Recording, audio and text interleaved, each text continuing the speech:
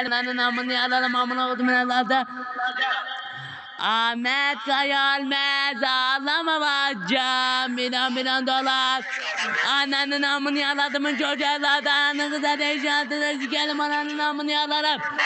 Ananı sikerim ananın amını yalarım ananı bıçağlarım ananı adamın malısı ve çocuğlarda.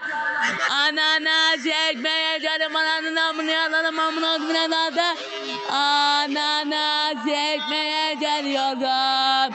Macitlerin ananın amını yalarım ananı bıçağlarım ananı adamın malısı ve çocuğlarda.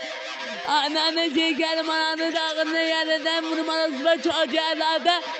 Ananı sikerim ananın amını yalarım ananı bıçağlarım ananı vurmalısın ve çocuğlarda. Ahmet Kayalmez ağlama bacım. Milyon dolar ananın amını yalarım maço. Maço. Ananı sikerim ananı dağını yerden vurmalısın amına kodum evladı. Ananı sikerim ananın amını yalarım amına kodum evladı. Ananı kıza değiştirdi sikerim ananın amını yalarım ananı bıçağlarım ananı yerden vurmalısın ve çocuğlarda. Ananın bacının Ananı sikerim. Sen al. Ezik. He? Ezik orospu.